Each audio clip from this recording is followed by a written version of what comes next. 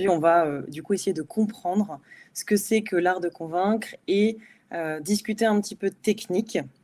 Donc on ne parlera pas que de technique parce que comme tout art, il faut des techniques, mais la technique ne fait pas l'art. Donc on va voir quel est l'équilibre un peu complexe, ténu et beau qu'il y a derrière l'art de convaincre. Je vous expliquerai ou on discutera du fait que c'est un art nécessaire. Pourquoi? Un art complexe, comme on vient de se le dire. Et puis, on abordera quelques techniques pour que vous soyez imparables pour toutes vos prises de parole, que ce soit voilà, à l'oral ou à l'écrit. Il y a plusieurs façons de convaincre. Et je vous livrerai ce que d'autres grands maîtres de la philosophie ou autres ont écrit avant moi. Je serai leur porte-parole du mieux que je peux. Un art nécessaire, pour commencer. En fait, on utilise au quotidien, vous utilisez au quotidien, et c'est probablement pour ça que vous êtes assez nombreux ce soir, la capacité à convaincre. Vous l'utilisez au quotidien en tant qu'individu, en tant que personne, à titre individuel, et que ce soit dans le monde professionnel ou à titre personnel.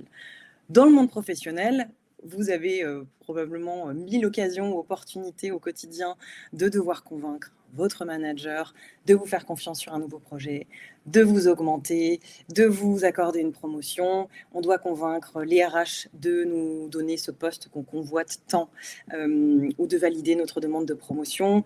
On doit convaincre des collègues qui ont déjà une charge de travail monstrueuse d'embarquer avec nous sur un projet pour peut-être travailler encore plus, mais au profit voilà, de ce projet d'équipe qui souvent apporte quelque chose de plus à la structure. On doit convaincre ses clients, on doit convaincre des prospects, on doit convaincre nos partenaires, on doit convaincre évidemment des investisseurs. Donc les occasions, elles sont pléthoriques de convaincre dans la sphère professionnelle. Au niveau personnel, on va aussi avoir beaucoup d'occasions de convaincre, notamment quand on partage un espace, quand on vit en collectivité, que ce soit avec un colocataire, un compagnon, une compagne, des enfants. Aujourd'hui, vous savez qu'on n'a plus le droit de mettre des fessées. Donc nous, à notre époque, c'était complètement autorisé. Maintenant, c'est plus possible. Et donc, il va falloir utiliser d'autres arguments pour convaincre ses enfants que les légumes, c'est bon pour la santé. Et avec un enfant de 3 ans, c'est pas toujours évident. Convaincre qu'il faut pas se réveiller 12 fois et venir tout le temps dans le lit des parents toute la nuit parce que sinon on est fatigué. Voilà, bon, plein de raisons et d'opportunités plus ou moins ludiques ou plus ou moins fatigantes de devoir convaincre évidemment des amis, de choisir plutôt telle destination que telle autre, convaincre la personne avec qui on partage sa vie d'aller plutôt dans tel restaurant que dans tel autre. Enfin voilà, ou de regarder le mobilier peut-être différemment, de faire peut-être un partage différent des tâches ménagères. Donc c'est permanent. Et donc, je pense que c'est un sujet qui est important. Et c'est d'autant plus important qu'à titre collectif, il en va aussi dans notre capacité à convaincre, on va définir ça plus dans le détail après, mais dans notre capacité à convaincre, donc à exprimer par des mots nos idées et à avoir en face voilà, un interlocuteur qui va adhérer un peu à ce qu'on propose. Il en va de notre capacité à faire société. Il en va de notre capacité à être une démocratie, à continuer à l'être. Parce que convaincre, évidemment, c'est pouvoir échanger des idées, c'est pouvoir déjà dire ses idées, ensuite les partager, et ensuite peut-être évoluer les uns les autres en confrontant des idées, évidemment dans le cadre le plus calme et respectueux possible. Moins on a accès à la capacité de convaincre, plus en général le niveau de violence, que ce soit dans la discussion ou à l'échelle d'une société, augmente. Et donc ça, c'est aussi un enjeu un peu fort en France qu'on a, parce qu'en France, on a tendance dès l'école, à apprendre plutôt à donner les bonnes réponses et pas forcément apprendre à argumenter, à convaincre, à débattre. Ça change. Aujourd'hui, le fait de l'art rhétorique ou l'art de convaincre est à la mode. J'ai envie de dire que c'est tant mieux. En tout cas, moi, je me réjouis de ça. On en entend de plus en plus parler sur les plateaux télévisés, de télévision, dans les médias. Il y a notamment Clément Viktorovitch, dont on parlera, que vous connaissez peut-être, qui vulgarise la rhétorique pour nous donner à tous les armes de la capacité de nous défendre par des mots, par des idées. Et donc, c'est aussi quelque chose qui est à la mode parce qu'on le voit, il y a de plus en plus de concours d'éloquence. Je ne sais pas si Extia a déjà lancé le sien, mais moi, je sais que j'ai déjà accompagné des concours d'éloquence en entreprise, à l'université, au lycée. Et ils sont très nombreux à se développer et c'est tant mieux. C'est de la confrontation des idées dans le respect. Donc ça, c'est aussi une très bonne chose que ça essaime un peu partout. Et puis, le grand oral, alors là, pour le coup, au niveau de l'éducation nationale, ça bouge aussi.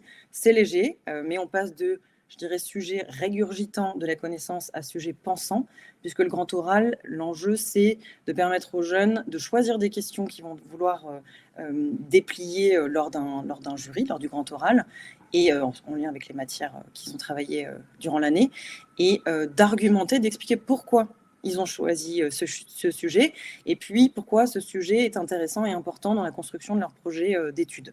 Donc, bon, moi, j'ai eu la chance d'accompagner des jeunes pour le grand oral lors du premier épisode. Les jeunes étaient un peu terrorisés parce qu'on leur demande rarement ça.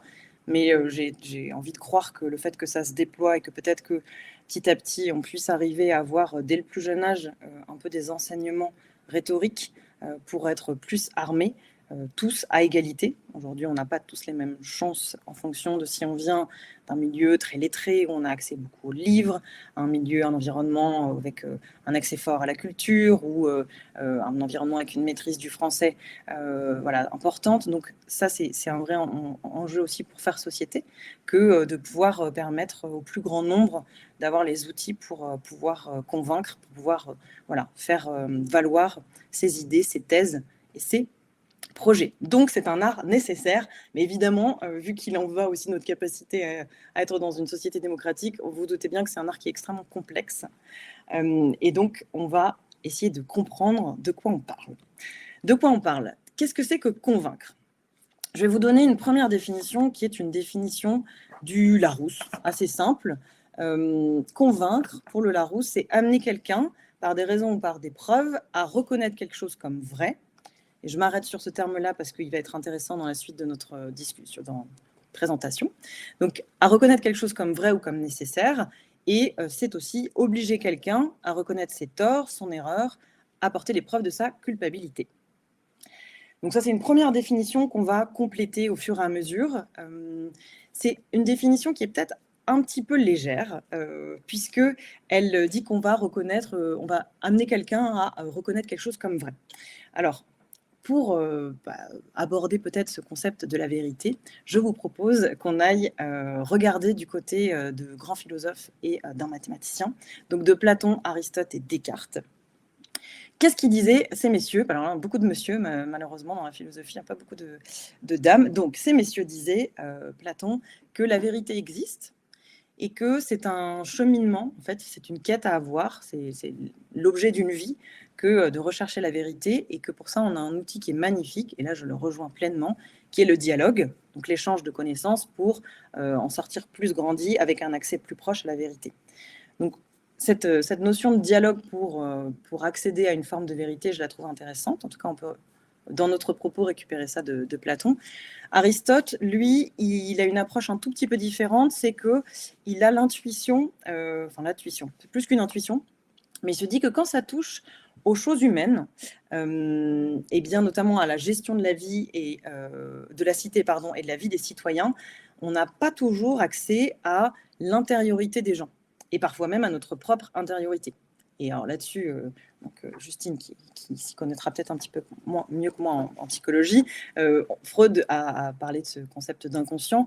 Difficile aujourd'hui de dire quelle est la vérité des individus quand on n'a nous-mêmes pas forcément accès à la nôtre. Donc, plutôt que la vérité, ce qu'il propose Aristote, c'est d'aller regarder du côté du probable, du préférable et de l'acceptable, et donc plutôt du côté du vraisemblable que du vrai. Donc, idée que je trouve intéressante là, plus personne n'a vraiment raison si la vérité n'existe pas, en tout cas dans tout ce qui est choses de la vie et choses humaines, et donc on va plutôt aller chercher le vraisemblable, mais pour ça, il va falloir des preuves.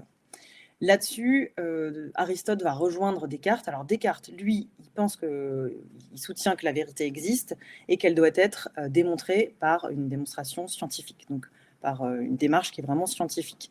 Donc là, pareil, je pense que ce qu'on peut retenir aussi, c'est cette importance de la démonstration et de la puissance et de la force de la démonstration, notamment avec des preuves qui sont bien argumentées et bien solides. On reviendra dessus plus tard quand on parlera des différentes techniques.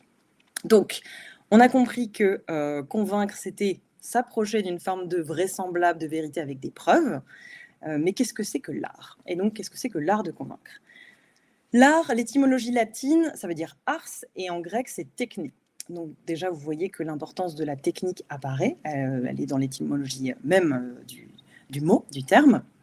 Et pareil, donc je ne vais pas vous faire un cours de philosophie de l'art, je n'ai pas cette ambition-là, je suis beaucoup trop loin d'une connaissance de ce que ça peut être, voilà, tous ces concepts des grands philosophes qui ont passé leur vie à essayer de définir ou d'approcher ce que c'est que l'art, mais je vais plutôt essayer d'en retirer chez chacun, donc chez Aristote, chez Kant et chez Schopenhauer, quelques idées importantes et intéressantes pour notre sujet du jour.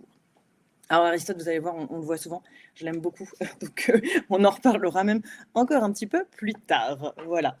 Aristote, lui, la définition qu'il a donnée de l'art, parce que lui, il en a donné une, il ne s'est pas dévoyé comme ça a été le cas de Kant notamment. Aristote, dans Éthique Nicomaque, il dit « L'art, qui s'appelle une techné en grec, est une certaine disposition, accompagnée de règles vraies, capable de produire. » Donc, ce qui est intéressant là-dedans, c'est il se place, il y a 3 choses que moi j'ai envie de retenir, en tout cas, c'est le côté, la certaine disposition, donc il part du côté du créateur, de l'artiste, qui aurait une certaine disposition, une forme de talent un peu inné. On va revenir sur ce point-là, je ne suis pas du tout d'accord avec le côté inné, mais en tout cas, il y a la partie, le créateur, l'artiste, qu'il faut considérer, accompagné de règles vraies, donc ce serait la technique, et puis capable de produire, la production, ce serait donc l'œuvre. Quand il va dire quelque chose d'un petit peu différent, c'est-à-dire qu'il ne va pas définir l'art, il va tourner autour de cette idée-là et il va parler plutôt de génie pour parler d'art. Et il va dire donc dans la critique de la faculté de juger, le génie est la disposition innée de l'esprit par laquelle la nature donne les règles à l'art. Donc pour lui, il n'y a pas une certaine disposition plus une technique, comme le disait Aristote, mais c'est plutôt la technique, elle est innée chez le génie, l'artiste, et elle jaillit au moment de la production ou de la création. Et donc les règles, elles sont pas... il y a une autre phrase qui est intéressante. Donc quand il parle de l'artiste, il dit « Il n'est en son pouvoir ni de concevoir à volonté ou suivant un plan de telles idées », donc c'est-à-dire que l'art ne peut pas être contraint. Il y a la notion de liberté qui est fondamentale dans la capacité de création. Alors, la petite digression, mais plus vous aimez votre sujet, plus vous aimez votre argumentation, moins vous la subissez, parce que parfois on subit, plus vous serez convaincant. Donc, essayez de trouver un angle d'amour pour votre idée, votre projet à défendre. Ce sera toujours beaucoup plus facile à défendre que si vous le subissez et que vraiment vous le détestez. Donc, il disait qu'il faut cette liberté pour avoir du génie. Et puis, et donc, il n'est pas dans le pouvoir de l'artiste non plus de communiquer aux autres dans des préceptes qui les mettraient à même de réaliser des produits semblables. Donc, en gros, il n'y a pas de possibilité de communication de règles techniques. C'est plutôt, en tout cas, moi, ce qui m'intéresse là-dedans, que j'ai envie de retenir, peut-être que voilà, c'est ma traduction à moi, mais l'art n'est pas un savoir, une technique, mais plutôt un espèce de don, un talent, mais pas un génie dans le sens absolu, plutôt avoir le talent de l'art oratoire. Et je pense que ça nous est tous arrivé pendant qu'on prenait la parole, de temps en temps, de se dire « Ah, mais je ne savais pas que je savais ça », de s'apprendre soi-même des choses, ou d'être tellement dans une belle présence, et on reviendra aussi sur ça plus tard, que jaillissaient de nous des choses presque plus grandes que nous, ou qu'on pensait avoir à l'intérieur de nous, et d'une grande beauté aussi. Et donc ça, pour moi, c'est approcher un peu l'art oratoire dans sa dimension géniale aussi, quand il y a une présence absolue, dont on reviendra tout à l'heure sur les techniques qui peuvent notamment permettre cette belle présence. Donc ça, c'est Kant. Et Schopenhauer, moi, j'avais juste envie de m'intéresser à un petit bout de ce qu'il a dit. Lui, il disait « L'artiste nous prête ses yeux pour regarder le monde ». Donc, je trouvais ça beau déjà.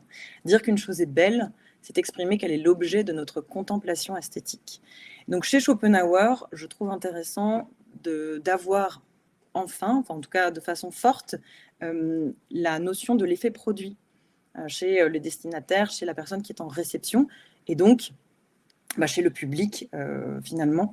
Et j'aimerais bien qu'on garde peut-être en tête cette espèce de triptyque qu'on peut avoir dans l'art, qui va nous servir aussi dans l'art de convaincre, entre l'artiste, l'œuvre et le destinataire.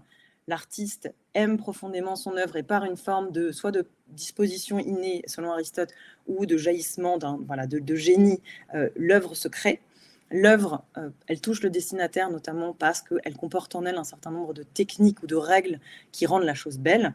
Et là où on va différer peut-être entre l'art de convaincre et l'art tout court, c'est que parfois le destinataire ne voit pas forcément la même chose que ce que l'artiste a voulu mettre dans son œuvre d'art. Et si on en revient un peu sur l'art de convaincre, l'art oratoire, l'orateur, qui est l'artiste, qui va créer son œuvre, sa thèse, pour un public. En général, donc l'orateur aussi, pareil, a une relation un peu passionnée avec sa thèse et la maîtrise. Pour convaincre, il est impossible de convaincre si on n'a pas une excellente maîtrise de son sujet. Ça, je pense que c'est quelque chose qu'on a tous en tête, mais c'est bien de se le redire, sinon ça se voit. En fait, on va être faible sur notre argumentation, on va bafouiller, on va perdre ses mots, et on va soi-même se dédire ou avoir un jugement un peu négatif sur sa propre capacité argumentative, et tout ça, ça se ressent. Donc, maîtrisez votre sujet, aimez-le passionnément. L'orateur, il doit maîtriser sa thèse, il doit aimer sa thèse. Ensuite, il peut s'appuyer sur un certain nombre de techniques pour toucher le public. Et normalement, entre l'intention de l'orateur et l'effet produit sur le public, il y a une adéquation, il y a une rencontre qui, pour le coup, là, doit être quasiment systématique, là où, dans l'art, au sens plus absolu, c'est pas toujours le cas. Voilà, il peut y avoir des choses différentes. Donc, gardez en tête un peu ce trio orateur, thèse, public, pour ne rien oublier. On reviendra dessus, j'appellerai tout à l'heure le public la cible, mais ça fait partie des éléments un peu clés qu'il faut avoir en tête quand on réfléchit à ces arguments. Alors, je vous donne une petite définition de l'art rhétorique, donc de Clément Viktorovitch dans le Pouvoir rhétorique, qui est un livre qu'il a écrit, qui est assez passionnant et qui nous donne justement des tas de clés pour comprendre aujourd'hui les discours politiques et puis soi-même, mais pas que politique, enfin politique au sens large, au sens de vie citoyenne, et pour pouvoir être armés tous pour se défendre, argumenter, etc. Donc lui, la façon dont il présente l'art rhétorique, donc l'art de convaincre, donc c'est l'art de présenter notre pensée de la manière la plus pertinente possible afin d'en faciliter l'acceptation par nos auditeurs et nos interlocuteurs. Comme tout art, et ça je trouve ça intéressant aussi, la rhétorique possède une part d'esthétique, de subjectivité, voire de mystère. Donc je ne vais pas vous faire un cours où je vais vous donner toutes les techniques pour devenir extrêmement convaincant, parce que ce n'est pas possible. L'art de convaincre, il suppose, je le rejoins vraiment là-dedans, une part de mystère, une part de subjectif et une part de beauté, d'esthétique. Et il le redéfinit d'une autre façon, l'ensemble des procédés discursifs, donc liés au discours, que le discours soit oral, écrit, verbal ou non verbal. Il y a, dans notre capacité à convaincre, il n'y a pas que les mots qu'on va dire ou qu'on va écrire, il y a évidemment le non-verbal, et on reviendra dessus à la fin. Ceux qui ont déjà vu le meet-up que j'avais pu faire sur l'aisance à l'oral vont avoir quelques redites, mais on n'est jamais... voilà, c'est toujours bien de réviser un petit peu. Donc j'espère que ça vous servira quand même. Et donc lui dit que l'art rhétorique, c'est l'ensemble des procédés discursifs permettant de susciter ou de renforcer l'adhésion des individus aux propositions qu'on leur soumet. Roland Barthes, il a une autre définition que je trouve très belle. Enfin, quand il parle de la rhétorique, il dit qu'elle a été tour à tour, depuis l'Antiquité grecque, un art, une pratique sociale, une science, un enseignement, une morale et une pratique ludique. Et je trouve que c'est intéressant de le voir aujourd'hui comme ça, parce que selon les moments de notre vie, les circonstances, etc., on peut être autant dans la pratique ludique que dans la pratique sociale. Parfois, c'est une science, et je l'espère, ça deviendra de plus en plus un enseignement. Idéalement, c'est une morale et une façon un peu éthique de convaincre, de discuter, de vivre ensemble. Et puis, et bien évidemment, comme je dis depuis tout à l'heure, c'est donc un art. Passons maintenant aux techniques. Donc, j'aime beaucoup Cicéron, j'en ai déjà parlé aussi lors du précédent meet-up. Cicéron, c'était un homme d'État romain, un grand rhéteur, un excellent orateur. Donc ses discours nous sont parvenus en partie et sont étudiés et sont d'une grande force et d'une grande beauté. Et dans le livre De Oratore qu'il a écrit, dans son ouvrage qui est un peu un ouvrage majeur dans l'art de la rhétorique, il a fait une synthèse des différents points à maîtriser pour devenir un grand orateur. La première, et on va commencer par ça, et c'est aussi ce que je vous suggère de faire quand vous commencez un peu à chercher vos idées, c'est l'inventio. Donc l'inventio, c'est l'inventaire de toutes les idées et de tous les arguments qu'on va ensuite trier, mettre avec la disposition, mettre en ordre. Avec l'élocution, on va rajouter le style. Et ensuite, ça va être plutôt de la mise en pratique avec la memoria, comment j'intègre mes idées. Et ensuite, comment je les joue dans la vie au moment où je dois être l'orateur sur la scène, dans le bureau, etc.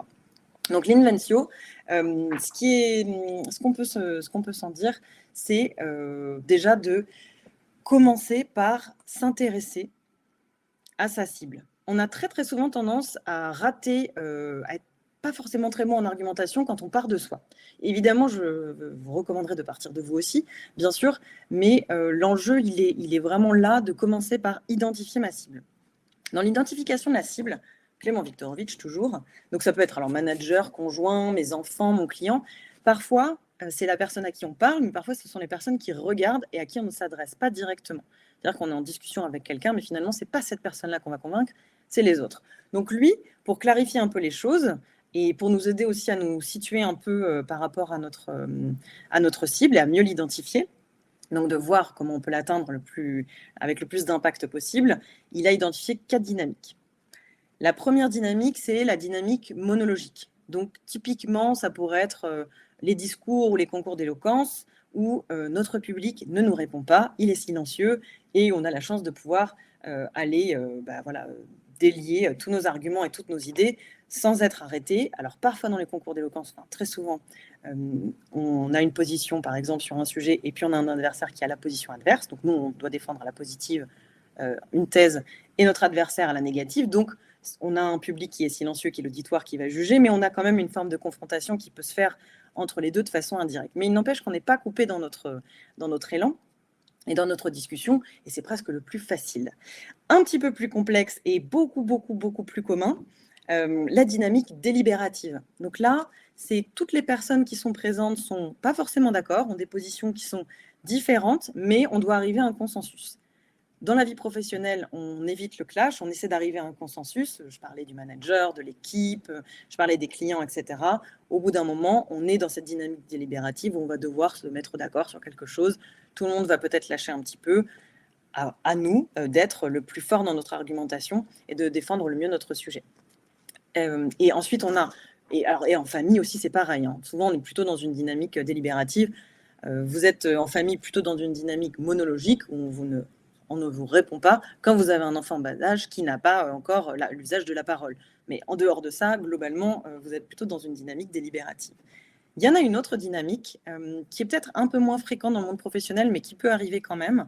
C'est quand vous êtes en train de discuter avec quelqu'un, mais vous n'allez pas convaincre cette personne-là, sont les autres personnes que vous allez devoir convaincre. Alors, typiquement, les débats politiques, notamment le débat d'entre-deux tours, Emmanuel Macron n'a jamais cherché à convaincre Marine Le Pen. Marine Le Pen n'a jamais cherché à convaincre Emmanuel Macron.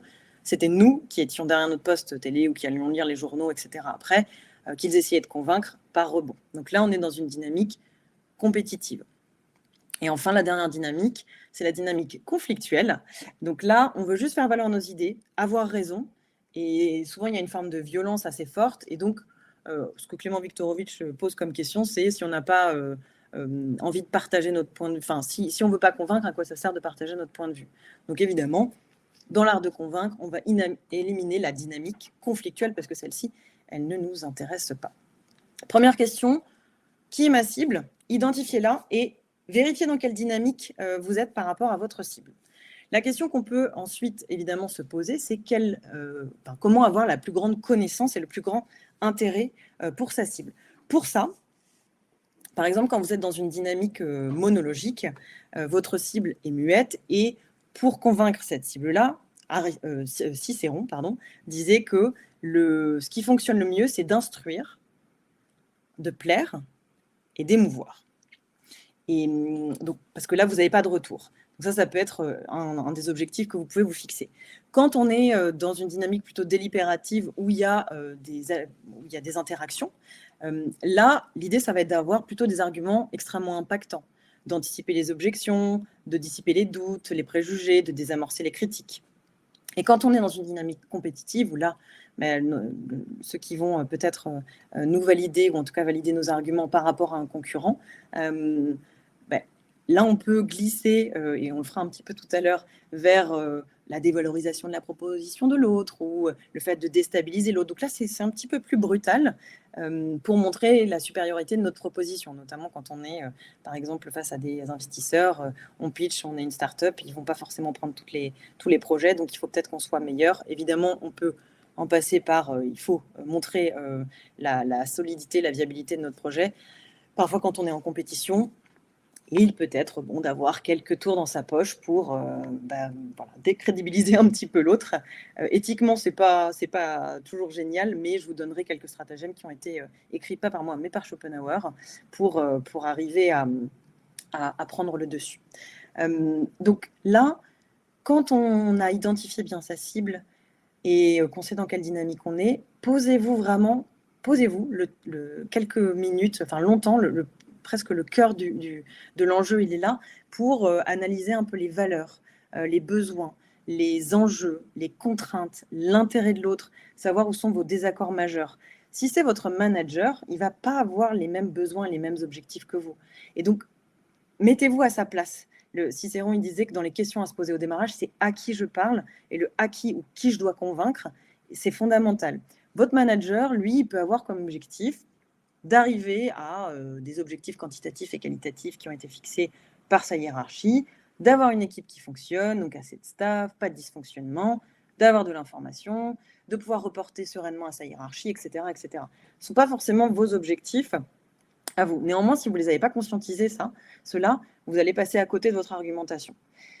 Quand vous avez bien fait le tour de l'enjeu, du besoin, des contraintes, des valeurs, même de la façon de parler de la personne ou des personnes que vous devez convaincre, là, vous pouvez vous retourner aussi sur vous. C'est-à-dire commencer à vous dire, OK, maintenant, moi, qu'est-ce que je pense? Et comment, à partir de là, j'arrive à faire se rencontrer ce dont l'autre a besoin, ce qui pourrait le faire céder, ce qui le pourrait le faire aller dans mon sens, et du coup, quel est mon sens et comment moi, je vais trouver les arguments qui sont les bons. Donc ça, c'est la première chose à faire, c'est vraiment ça. Aristote, il va nous proposer aussi alors voilà, ce fameux triangle d'Aristote qu'on a aussi vu lors du précédent webinaire, il va nous dire comment trouver des preuves. Lui, ce qu'il dit dans Rhétorique, qui est un de ses ouvrages, c'est « Les preuves inhérentes sont de 3 sortes. Les unes résident dans le caractère moral de l'orateur. » Donc un peu plus loin, il dit, c'est-à-dire qui amène la persuasion. Et c'est ce qu'il appelle l'éthos. Donc les preuves liées à l'éthos, c'est tout ce qui va muscler votre crédibilité. Que ce soit par exemple parce que vous êtes médecin et vous allez parler de médecine, que vous avez des références, que vous citez des auteurs, que vous avez un vocabulaire, etc., qui montre votre expertise. En gros, l'idée avec l'éthos, c'est qu'on veut donner confiance. On veut montrer qu'on peut avoir confiance en nous. Donc il y a un argument d'éthos, ça c'est le premier d'après lui. Ensuite, il dit donc d'autres preuves résident dans la disposition de l'auditoire, c'est-à-dire dans quel état on va mettre notre auditoire ou l'interlocuteur ou la personne qu'on veut convaincre. Il dit un peu plus tard, il emploie le terme quand leurs passions sont excitées par le discours, nous animent d'un sentiment. Donc avec le pathos, ce qu'on veut, c'est parler au cœur de notre auditoire. Et pour ça, les Américains, ils l'ont bien compris, ils utilisent le storytelling, mais c'est le fait de raconter des histoires, de faire appel à des moments communs qu'on a vécus ensemble, à l'histoire commune avec un petit H ou un grand H, à des valeurs communes, etc. Tout ça va créer une connexion et va nous permettre de mettre l'auditoire dans une bonne disposition, la personne en face dans une bonne disposition par rapport à nous. Donc, pareil, on peut vérifier qu'on a aussi des preuves qui sont liées au pathos, à la disposition de notre auditoire. Et enfin, les dernières preuves, donc c'est le logos, c'est les preuves qui résident dans le discours lui-même, c'est-à-dire quand on démontre la vérité ou ce qui paraît tel. Donc, ça, c'est avec plutôt des choses très rationnelles, des faits concrets, des exemples, des preuves, des études, des statistiques, etc. Donc là, vous pouvez aussi vérifier quand vous cherchez des arguments, vous pouvez penser au triangle d'Aristote et vérifier que vous avez peut-être ces trois types d'arguments ou de preuves qui vous permettront de convaincre votre auditoire. Je l'ai dit tout à l'heure, nous allons aussi aller voir du côté de Schopenhauer qui a écrit L'art d'avoir toujours raison. Dans une version plus digeste, je vous recommande Avoir raison avec Schopenhauer de Guillaume Prigent. Donc, il explique les 38 stratagèmes que Schopenhauer a écrit. Et là, l'idée, c'est comment je peux avoir toujours raison, donc avoir toujours le dernier mot. Donc là, ça va être notamment quand on est dans une dynamique compétitive, ça peut être intéressant d'avoir quelques-uns de ces stratagèmes en tête. Je vous en cite deux, les deux premiers. Le premier stratagème qu'il propose, donc, c'est de partir d'un argument de l'adversaire qui va porter sur un sujet, un point, et puis augmenter la portée de ce que dit la personne en face. C'est-à-dire, lui, il va parler d'un petit élément dans un grand tout, et vous allez généraliser, vous allez caricaturer. À partir du moment où on a généralisé et caricaturé, plus généraliste son argument est, plus facile vous pourrez aussi le contrer et l'attaquer, plus le vôtre que vous aurez bien défini et bien fermé va prendre de la place et de la crédibilité. Donc, plus l'argument de l'autre va perdre en validité. Donc ça, si par exemple vous voulez déstabiliser quelqu'un, si vous êtes dans une dynamique compétitive, n'hésitez pas à utiliser de ce stratagème-là. Ce qui veut aussi dire, vous, en point de vigilance, que quand vous voulez convaincre, faites attention à avoir bien défini vos arguments et fermé vos arguments, notamment en ayant réfléchi à toutes les possibilités de réfutation, d'attaque qu'on pourrait faire de votre argument. Une autre piste qui a souvent lieu quand on est dans des discussions, etc., c'est le deuxième stratagème, c'est d'utiliser la polysémie d'un mot, donc les différents sens que peuvent avoir un mot pour déplacer le sens et utiliser un sens qui serait à l'avantage de notre thèse ou de notre propos. Et donc, c'est une nouvelle définition qu'on donne, et c'est pas vraiment, ça nous arrange, mais c'est pas vraiment ce que la personne en face a pu dire. Là, par rapport à notre sujet, typiquement, sur l'art, on a vu que l'art pouvait avoir plusieurs façons d'être appréhendé, à la fois sous forme de la technique ou à la fois du côté plutôt du talent. Donc ça, c'est ces différentes définitions ou façons de percevoir un même concept ou une même idée qui peuvent être utilisées pour détourner un petit peu le fond de la conversation et puis prendre le dessus au niveau de l'argumentation. Donc ça, c'est les techniques de Schopenhauer. Donc il y en a 38, je vous en ai donné que 2. Le livre est dense et il y a des exemples, notamment celui de Guillaume Prigent que je vous ai cité, Avoir raison avec Schopenhauer. Donc je vous recommande la lecture si vous voulez être absolument imparable. Si vous avez vu le film Le Brio avec Daniel Auteuil et Camélia Jordana sur un concours d'éloquence, ils utilisent beaucoup ça. Il a fait travailler pour un concours d'éloquence en utilisant les différents stratagèmes de Schopenhauer. Donc pour réviser plus facilement, vous pouvez aussi regarder sur Netflix ou ailleurs le film Le Brio qui en parle et qui le vulgarise un petit peu. Un dernier auteur que, en plus, j'ai eu le plaisir d'interviewer dans le cadre du podcast Parle bien que j'ai co-créé, c'est Julien Colliat. Julien Colliat, lui, il a écrit 2 livres. Donc, on l'avait interviewé dans le cadre des fêtes de Noël sur comment avoir de la répartie pendant les fêtes de Noël par rapport à un oncle raciste, des propos misogynes, anti-véganes, etc., etc. Donc, il nous avait donné quelques petites idées sur la répartie. Il avait écrit un livre qui s'appelle Anthologie de la répartie, où il recense 1000 réparties historiques. Donc, sa définition de la répartie qui est intéressante, c'est une petite phrase en réponse à une situation ou à une autre phrase. Et elle a 3 fonctions. Et ça, c'est la répartie en soi, elle ne sert pas vraiment à convaincre la personne à qui on parle, c'est plutôt d'avoir un effet de style. La répartie, on est dans quelque chose qui est beau à écouter, on est dans quelque chose qui fait mouche, quelque chose qui a vraiment de la puissance et de la beauté à l'intérieur de soi. Et puis, c'est pas vraiment pour avoir un long débat, on n'est pas sur le fond, on est juste pour clore un chapitre qui peut être dur et où on ne voit pas où arriver, ou alors peut-être... amener un petit mot d'esprit qui va nous faire remporter le cœur du public, de notre cible. Donc, il y a 3 fonctions à la répartie, puis je vais vous en donner quelques-unes. Clouer le bec, donc en réponse à l'attaque, séduire par la flatterie, ou faire rire avec le bon mot. Donc, c'est quelque chose qui est assez court. Et dans ce que je voulais vous proposer, j'ai... Alors, Jacques Chirac.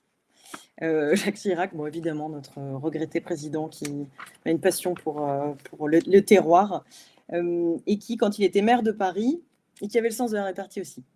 Il a été interpellé pendant un bain de foule par un quidam qui lui a hurlé « connard » et lui de répondre « enchanté, moi c'est Chirac ». Donc là, il n'y a pas de débat, il n'y a pas de discussion. C'est vraiment comment on prend l'avantage d'une façon qui est tout à fait gracieuse. Winston Churchill, très très grand orateur, alors là, il y en a des pages et des pages sur lui. Il y en a une que j'aime bien. À la Chambre des communes, un élu travailliste qui était en train de prononcer un discours l'a apostrophé. « Monsieur Churchill serait-il en train de dormir pendant que je parle ?» La réponse était « si seulement ». Donc là, difficile en face derrière de rebondir, et c'est ce qu'on veut, c'est peut-être d'arriver à prendre le dessus.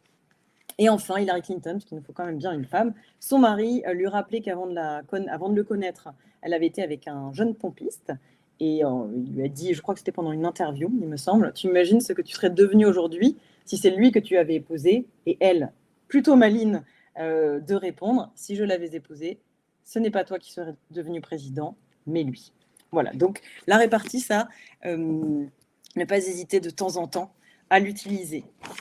Ensuite, il a aussi, Julien, écrit L'art de moucher les fâcheux. Donc là, c'est 37 stratagèmes en hommage à Schopenhauer. Je vous en donne juste un. C'est le stratagème du fil. Donc c'est le premier qui propose. L'idée, c'est de prolonger l'allégorie ou l'image employée. J'ai une idée dans la tête. Donc si quelqu'un que vous appréciez pas particulièrement a ce genre de formule, j'ai une idée dans la tête, elle doit bien s'ennuyer toute seule. Voilà. Derrière, difficile de rebondir, et en général on a le sourire des gens qui sont pas visés, parce que celui qui est visé, visez bien, hein. Attention quand vous faites une répartie, donc c'est ça, c'est pas vraiment des arguments, c'est pas vraiment des punchlines, c'est des petites phrases un peu bijoux que moi j'aime beaucoup. Et pour trouver un peu des réparties, utilisez des contre-exemples, allez sur l'ironie, reprenez la même formule mais en l'utilisant différemment. Julien, il parle du cousin négatif par exemple. On peut faire un parallèle entre radical et ridicule, et puis retourner des questions. Ça peut être des pistes pour avoir un peu plus de répartie. Donc là, vous avez identifié votre cible. Vous avez d'ailleurs, vous savez dans quelle dynamique vous êtes par rapport à votre cible. Vous avez bien essoré à 360 les enjeux, les besoins, etc. de votre cible. Vous êtes posé la question de vos propres besoins, vos propres enjeux, et comment arriver à trouver un terrain d'entente, un endroit pour convaincre. Vous avez vérifié que vous avez bien les trois bouts du triangle d'Aristote, du logos, du pathos et de l'éthos. Vous avez peut-être pensé un petit stratagème ou imaginé une petite répartie. Il s'agit maintenant d'aller vers la disposition. La disposition, c'est l'ordonnancement de mes arguments. Donc, pour ceux qui étaient là, je ne fais pas d'interrogation, mais la dernière fois, il y a plusieurs façons de faire. Déjà, juste quand on a ces arguments et qu'on ne sait pas forcément comment les positionner, quand on est dans une dynamique monologique où on parle, on n'est pas arrêté, vous pouvez prendre le parti de faire un crescendo, donc d'aller du plus faible au plus fort. C'est beaucoup plus difficile quand vous êtes dans une dynamique délibérative ou compétitive, parce que si vous commencez par un argument faible, vous risquez de vous décrédibiliser tout de suite, et donc de perdre vos moyens, et l'autre va prendre l'avantage. Dans ces cas-là, il vaut mieux plutôt choisir un argument fort, mettre un argument un petit peu moins fort ensuite, et reprendre un argument fort après. Voilà. Aussi dans les plans que vous pouvez imaginer pour structurer un peu votre pensée argumentative, je vous en propose plusieurs. Le premier est d'Aristote. Promis, c'est la dernière fois. Aristote, il proposait 5 étapes. Le premier, c'était d'exposer la situation. Ensuite, d'éclairer le problème. Ensuite, de proposer une solution. Développer les bénéfices de cette solution. Et ensuite, de lancer un appel à l'action. Plus facilement, aujourd'hui, ça donne un peu des plans de type constat, besoin, solution, ou enjeu, besoin, solution. Et si vous êtes familier avec le Golden Circle de Simon Sinek, c'est Simon Sinek, je ne sais jamais comment prononcer ce nom, c'est une conférence TEDx que vous pouvez aller regarder. Lui, il dit que pour être convaincant et percutant, il y a une façon de présenter les choses qui est non pas de commencer par le nom d'un objet, les modalités, les fonctionnalités de l'objet, et ensuite l'enjeu, à quoi sert l'objet, mais plutôt de commencer par l'enjeu, le pourquoi du comment, la raison d'être de ce projet, de cet objet, etc., d'expliquer ensuite comment il fonctionne et de ne nommer qu'à la fin. Et donc, il y a une conférence qui est assez intéressante, en plus plutôt en bon orateur, que vous pouvez retrouver sur TEDx, Simon Sinek, le Golden Circle. Ça vous donne aussi une autre façon d'être dans une dynamique argumentative un peu impactante. Voilà. Un autre plan qu'on avait rapidement évoqué, que je vous remets aujourd'hui, qui est le plan très classique en rhétorique de structuration des idées, c'est de commencer par ce qu'on appelle un exorde. L'exorde, c'est le commencement en latin. Donc, c'est un peu la première impression qu'on va faire. Et celle-là, elle doit être le plus forte possible, ou en tout cas, en fonction de l'intention qu'on a par rapport à notre auditoire. Vous pouvez choisir soit quelque chose d'assez simple, d'une présentation de vous-même et du sujet, soit d'aller sur une tentative de captatio benevolentiae. Donc là, vous allez plutôt essayer de vous attirer la sympathie, l'empathie de la personne à qui vous parlez ou que vous visez, si on est dans une dynamique compétitive, en tout cas de votre cible, en utilisant peut-être des histoires communes, en parlant du lieu où vous êtes, si jamais vous êtes dans un lieu qui n'est pas forcément l'autre, allez sur le terrain de l'autre. Allez sur le terrain de l'autre pour lui donner envie ensuite de vous écouter. Vous créez cette connexion qui fait que il sera beaucoup plus à même d'être avec vous si vous êtes allé vers lui au début. Une autre façon de faire, c'est ce qu'on appelle l'exorde par l'abrupto, ex abrupto. Là, vous voulez créer un effet de surprise, vous voulez attraper. Donc, c'est des phrases un peu choc, pas forcément violentes. Ne vous attirez jamais l'antipathie des personnes que vous essayez de convaincre. N'essayez jamais de les dénigrer, de les critiquer. Ça ne marchera pas. Je pense que ça, on peut aussi regarder du côté du stand-up. Les stand-uppers, ils ont tendance à toujours, en tout cas la vague actuelle, se moquer d'eux-mêmes. Être dans l'autodérision, jamais dans la critique de l'ensemble de leur public. Ils prennent une ou deux personnes rapidement, à qui ils accolent des tas de clichés et de stéréotypes, mais ils dénigrent jamais les gens qu'ils ont en face, ils se dénigrent eux. Je vous déconseille de vous dénigrer, vraiment pas du tout un truc à faire, même si c'est juste des petites phrases anodines qui sont de l'ordre du j'espère que je vais réussir à vous convaincre, je pense que j'ai assez travaillé mon sujet, j'espère que mes arguments seront assez convaincants. Là, tout de suite, vous mettez dans la tête de l'autre que vous n'êtes pas très convaincu, que vous ne serez pas assez convaincant. Donc, ça va être un peu à l'américaine, mais partez gagnant, quoi. Partez gagnant, absolument, pour que tout votre non-verbal aussi accompagne votre voix, votre corps, vos gestes, soit vraiment orienté vers cet enjeu de gagner, de convaincre. Donc ne partez pas perdant. Ensuite, on va avoir, une fois qu'on a un peu agencé ces différents arguments, on va avoir l'élocution. L'élocution, ça paraît rien, mais c'est le moment où on a nos arguments un peu bruts, un peu froids peut-être, je dirais. L'étape d'après, c'est comment on va leur donner du relief. On n'ose pas trop, et c'est bien dommage, mettre un peu de poésie, notamment dans le monde du travail. Et pourtant, on a à gagner à mettre une petite rime, un petit oxymore, à mettre une petite anaphore, comme notre ancien président François Hollande l'a longuement fait, moi président, moi président, moi président. On marque les esprits, ou Martin Luther King, I have a dream, I have a dream. Même si vous êtes dans le monde professionnel, les discours, c'est souvent long, les moments de négociation où on essaie de convaincre, d'argumenter, etc. Ça dure longtemps, ça fatigue, c'est engageant physiquement pour vous et pour les personnes qui écoutent ou qui débattent avec vous. Et donc, d'utiliser de ces phrases un peu fortes, souvent c'est celles qu'on retient. Et puis, c'est ce qui fait aussi la beauté. Enfin, il n'y a pas que les arguments froids, il y a aussi ce pathos qu'on va essayer d'avoir. Et donc, dans le style que vous allez pouvoir mettre, à la fois votre niveau de vocabulaire, etc., vous allez beaucoup plus facilement convaincre en y mettant du beau. Voilà, je suis pour le beau, moi aussi, comme Platon. Vient ensuite l'étape de la mémoria. À l'école de l'art oratoire que j'ai eu le plaisir de faire, dont je suis certifiée, ils ont une proposition qui me semble vraiment intéressante et que je redis aujourd'hui, peut-être différemment, c'est de surtout pas apprendre le par cœur, enfin surtout pas faire par cœur quand on écrit.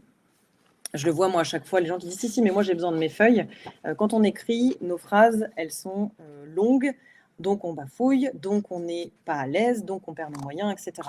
Donc, il vaut mieux être plutôt dans le plan avec ses grandes idées qu'on a posées, si on a bien travaillé son inventio, sa dispositio, et qu'on a quelques idées de comment on va pouvoir mettre du style et mettre de la beauté dans ce qu'on dit. Normalement, il suffit juste de répéter avec son plan et pas l'intégralité d'un texte écrit. Et si possible, pas face à un miroir, puisque vous allez vous regarder. Ça, c'est dommage. Vous allez vous observer et vous allez être en train de vous juger, de vous dire « mais je ne fais pas bien les choses, mais pourquoi j'ai ce tic de langage, j'ai les yeux comme ça, etc. » Si vous êtes juste avec votre texte face à un mur, au moins, les choses seront beaucoup plus facilement... elles sortiront, elles jailliront à la Kant, elles jailliront beaucoup plus naturellement et vous verrez, ce sera beaucoup plus fluide et vous trouverez les mots appropriés. Voilà. Donc ça c'est ma recommandation. Surtout, ne faites pas du par cœur, vous risquez le trop de mémoire et puis ça se voit, c'est pas naturel et c'est vraiment dommage. Et je sais que c'est difficile de dire ça, de dire lâchez le plan, lâchez votre texte, lâchez ce qui est écrit. En même temps, quand on maîtrise son sujet et qu'on l'aime ou qu'on l'aime un petit peu et qu'on l'a suffisamment travaillé, Et ben, naturellement, parce que notre cerveau est suffisamment bien câblé, si on est bien présent, et ça j'en arrive à l'axio du coup, si on est vraiment dans une présence qui fait qu'on est connecté aux gens qui nous parlent, vous réalisez que assez intuitivement, notre cerveau, il fait des réglages pour nous permettre, quand on est dans un environnement, d'être un peu adapté à cet environnement. Il capte des tas de signaux dont on n'a même pas connaissance, nous, et ensuite il les retraduit en informations. Et donc ces informations qu'on peut capter en étant vraiment pleinement présent, notamment avec un beau regard, bien attentif aux gens à qui l'on parle, va nous permettre d'être ajustés dans le choix des mots, dans l'ordre des arguments. En fait, il y a assez naturellement, ça va se remettre en place avec toutes ces informations que notre environnement nous envoie et que notre cerveau va capter. Donc ça, c'est ce que je voulais aussi dire pour finir. Je vois l'heure qui tourne en plus. À l'école de l'art oratoire, ils ont une proposition qui est très belle, c'est le RDV, regard. Je regarde avec intérêt et attention. Quand je regarde, je me redresse et du coup, mon dos et ma posture fait que je suis une personne belle à écouter. Alors, pas beau physiquement, mais belle à écouter. Quand on est beau à écouter, on a plus envie de nous écouter que si je vous fais tout le meet-up où je me tiens comme ça. Et du coup, vous n'allez peut-être pas forcément non plus accorder. Déjà, vous entendez que ma voix, si jamais vous ne voyez pas la vidéo, c'est pas du tout la même. Donc le RDV, c'est ça, c'est le regard. Avec mon regard, je capte les informations et les mots me viennent. Le D, c'est le dos. Et le V, c'est la voix. Et donc, quand ma colonne d'air est dégagée, ma voix sort bien. Et naturellement, je vais pouvoir changer d'intonation, le volume, le débit, etc. Et tout ça va se mettre au service de mon propos. Voilà. Donc, si je devais terminer par une mini-conclusion, avant qu'on puisse prendre vos questions, c'est travailler votre sujet. Aimez votre sujet, appuyez-vous sur les ouvrages, et ils sont très nombreux. Je vous ai parlé, je le redis pour ceux qui ont peut-être pris en cours de route, mais Le pouvoir rhétorique de Clément Viktorovitch, c'est un gros pavé, il est vraiment long, très très gros, mais il y a énormément d'informations là-dedans pour gagner à la fois en éloquence et en capacité de conviction. Et puis voilà, et puis tester dès que vous pouvez des nouvelles idées, des nouveaux arguments, essayez dans toutes les occasions que vous avez de convaincre voilà, non pas pour convaincre pour avoir raison, mais plutôt convaincre pour grandir en connaissance voilà, et en beauté de soi, et puis permettre aussi que notre société, elle continue à tenir avec des bonnes bases de dialogue et de débat.